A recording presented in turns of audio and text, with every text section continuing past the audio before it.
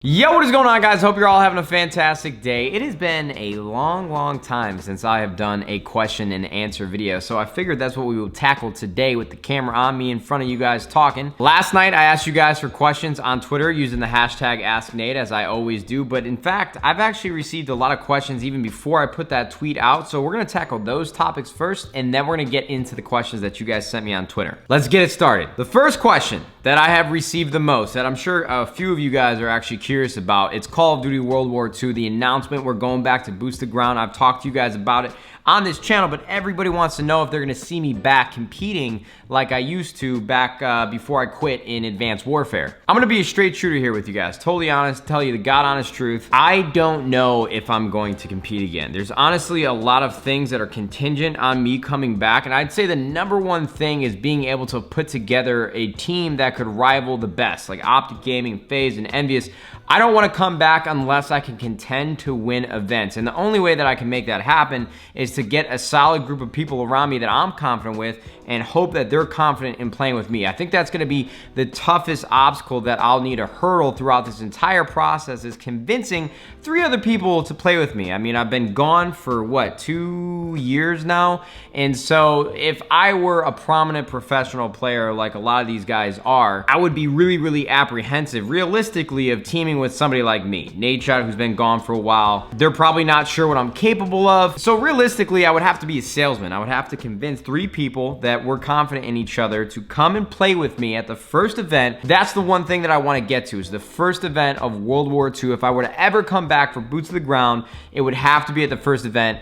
And then depending on our success, then we would go from there in the schedule and practice and everything else that comes with it. I have been playing a ton of Black Ops 2 on my second channel since it was made backwards compatible on Xbox One and Xbox 360. And I miss it, dude. I absolutely love it. Just those search and destroy matches when it all comes down to 5-5, everything on the line. I miss it. And it's not out of the question. I would love to compete at the first event, but I just don't want to do it unless I'm confident in the group that I have around me. Lastly, I will say that if I were to put the time into the game, I have no doubt in my mind personally, you guys might feel different, other pros might feel different. If I were to put the time into the game in the next couple months leading into World War II, and once it releases, hit the ground running, I have no doubt in my mind that I can compete at the highest level and contend for a championship, but I would just need the right players around me, because I definitely can't do it by myself, that's for sure. I have a few players in mind that I think would complement my game and I would complement theirs, and we would mesh together, maybe even some teammates that I had in the past. But again, it's a toss-up. We'll see what I can do in the next couple months with recruiting teammates. On to the second topic that you guys have been asking me like crazy in the YouTube comments, on Twitter, on Instagram, all of that. And I'm so hyped that you guys are just as excited as I am. The 100 Thieves apparel. This right here is just a sample. It has Thieves on the back. There's so many things that I want to do with the brand itself, but I want to make sure that I do it right. So I think realistically, we're going to be looking towards in the next 2 to 3 weeks of the first official drop from the 100 Thieves apparel line. That's just what I've heard from the back end of everything. So for perspective, I would say the designs are the easiest part about 100 Thieves apparel. It's executing that design that's at a fair price to you, that's quality product, covering all of our bases on the back end and handling the business development of the actual brand. That's the most difficult part, and that's what's taking the most time. So 100 Thieves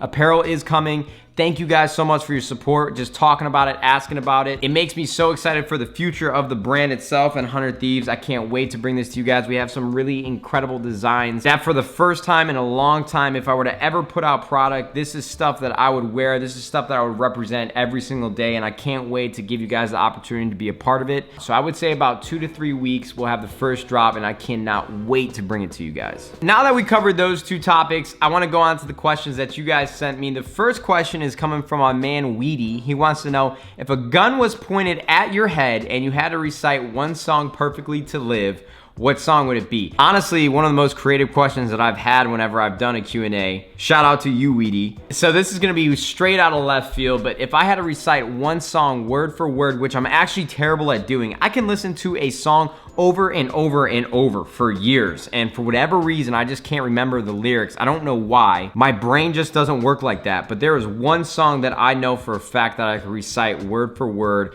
and it's Sure Thing by Lil Wayne. It was off a mixtape called Sorry for the Wait a couple years back. If you guys have never listened to it, Lil Wayne, Sure Thing, light it up, cause I'm a smoker. She tried to deep throw out. run a choker. It's Young Money.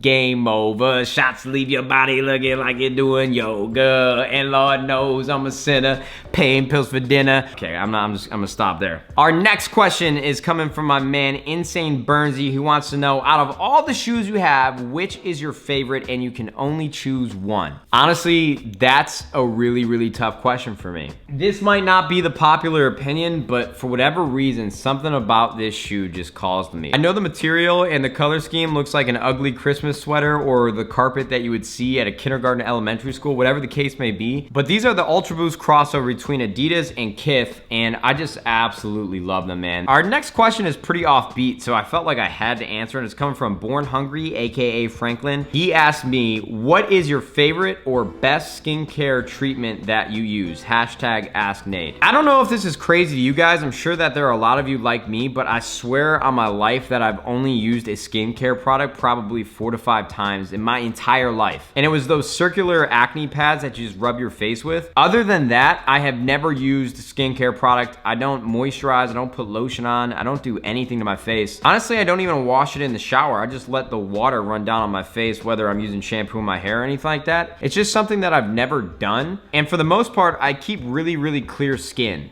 So I don't know what it is. Next question is coming from Gabriel Cortez. He wants to know, how long can you go without touching your phone? Hashtag Ask Nade. It really depends on the situation. If I'm in a movie theater and I'm watching something that I've really been anticipating, I can keep my phone off for the entirety of that movie. But other than that, if I'm not in an environment like that, I can't keep my hands off my phone for more than like 2 or 3 minutes, dude. It's actually an addiction. And truthfully, and I'm sure there's something like this ongoing already, but I think there is going to be a serious study into the connection between a phone and a human being and the addiction that you have towards it. I took Psych 101 in college my freshman year. I don't know a lot about these things, but I know that this has to be considered an addiction to millions of people, hundreds of millions of people across the world, how hard it is to go even 5 minutes without this thing. Next up, we have a question coming from Mervin Garcia. He wants to know, what's one life goal that you haven't achieved yet? Hashtag Ask Nade. Next up, we have a question coming from Mervin Garcia, and I really like this one because it got me thinking. He wants to know, what's one life goal you haven't achieved yet? Hashtag Ask Nate. But my biggest goal for me growing up was to be a professional gamer, and I was lucky enough to achieve and realize one of my dreams and one of my goals, so I'm really grateful for that. But it's left me in the place in the last couple months and really the last year or two trying to figure out what's next. What is one thing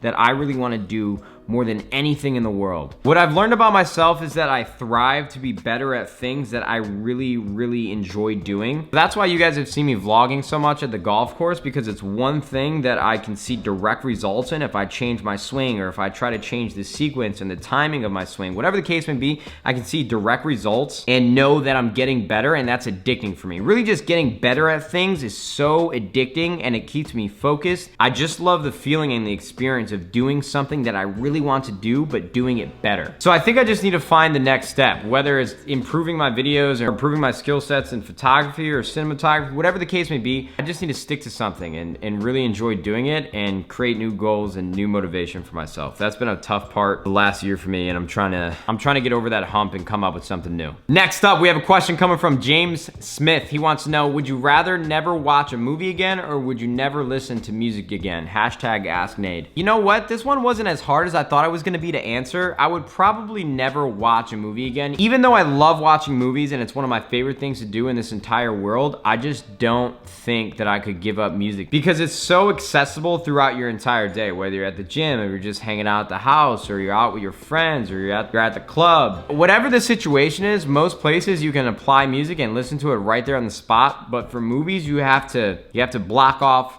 2 hours to watch a movie when music is on the fly and you can do it whenever, wherever, with whoever. And then even then, if I don't watch movies, that's fine. I have TV shows. Like right now, I'm addicted to so many anime series, and I know some people have been calling me weebs, I think it is. It's like a slang term for people who are obsessed with anime.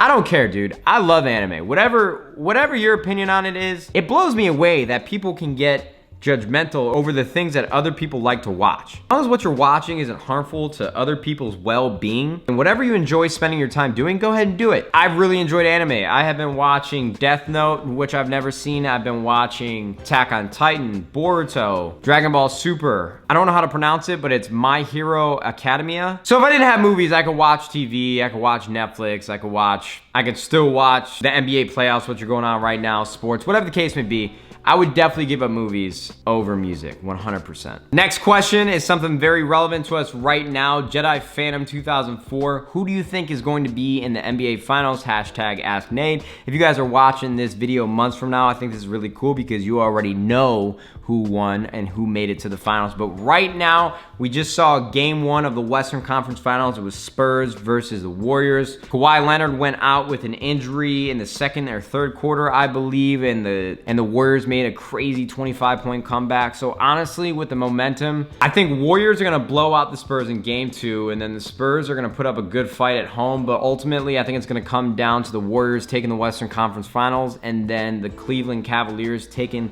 the Eastern Conference Finals, and the Cavs and the Warriors are gonna meet up once again in the finals for a showdown. I think this is like the third year in a row. I gotta give it to the Warriors in the finals. Warriors, Cavs, finals. Hype Beast Nate going with the Warriors. Guys, that's gonna do it for this Q&A. Thank you so much for participating and sending me such incredible questions on Twitter. If you guys don't follow me already, go ahead in the description and do that so that we can keep in touch, we can connect, we can talk, and maybe you can be featured the next time that we do a Q&A. I hope that you guys enjoyed the video. Please drop a thumbs up if you did. Leave a comment below on what you guys think my next video should be. And if you guys haven't already, make sure you put on push notifications so that you guys actually do get a notification when I upload a video, so it hits your guys' sub box. But other than that, guys, I really do hope you enjoy the video. Thank you guys so much for watching. Hope you have a fantastic day in YouTube. We'll see you fudging later. Goodbye.